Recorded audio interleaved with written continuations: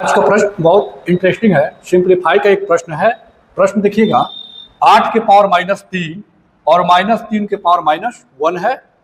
4 option दिए गए हैं। ऑप्शन ए है 8 के पावर 3, ऑप्शन बी है 8 के पावर 1/3, ऑप्शन सी है 2 और ऑप्शन डी है 1/2।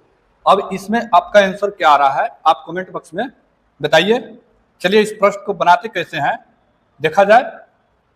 देखिए, अगर 8 के पावर -3 और इसका होल पावर -3 रहता तो यहाँ पे जब भी पावर का पावर हो तो गुना कर लेते हैं, यानी 8 के पावर -3 में -1 से गुना करेंगे तो 8 के पावर 3 होता। जबकि इस टाइप का ये प्रश्न नहीं है तो ऑप्शन ए तो गलत हो जाएगा। अब कितना बच्चे इसमें आपको ऑप्शन ए मारेंगे कि ऑप्शन ए सही है, ठीक है, लेकिन ऑप्शन ए तो आपका गलत हो जाएगा क्योंकि यहाँ पे 8 के पावर -3 और -3 के पावर -1 दे रखा है। और नियम होता है क्या कि देखिए, ए के पावर एम और इसका पावर एन हो तो ए के पावर एम इंटू एन होता है। इस आप एक कंडीशन में होता है, इस कंडीशन में नहीं होता है।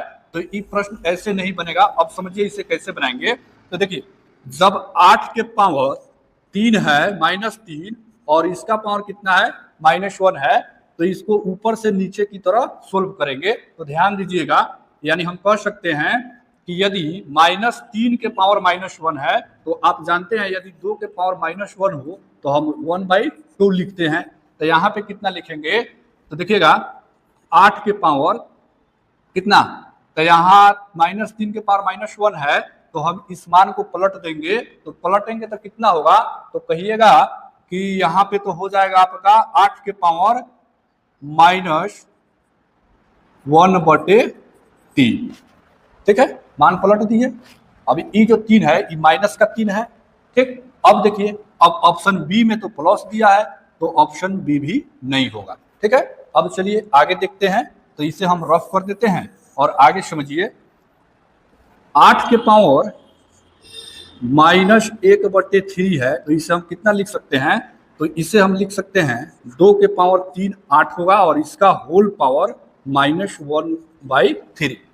अब देखिए, जब भी पावर के पावर हो तो 2 के पावर 3 गुने -1/3, तो ये 3 से 3 कट जाएगा, यानी 2 के पावर -1 आएगा। तो 2 के पावर -1 को कितना लिखा जाता है, तो 1/2 लिखा जाता है। तो आपका आंसर डी करेक्ट हो जाएगा। तो इस प्रकार से ऐसे प्रश्न को सोल्व किया जाता है।